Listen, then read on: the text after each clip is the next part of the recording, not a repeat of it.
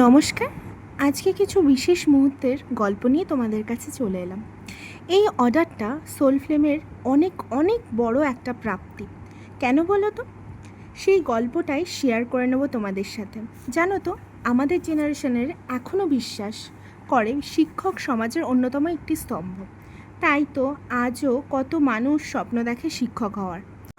কত মানুষ রাস্তায় বছরের পর বছর বসে আছে নিজেদের প্রাপ্য সম্মানটুকু অর্জন করার আশায়।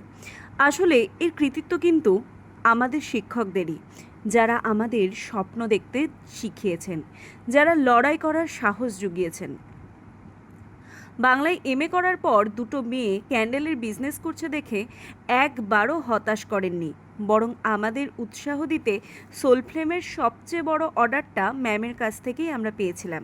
ম্যাম মানে আমাদের এসকেসি ম্যাম, সুপর্ণা ম্যাম।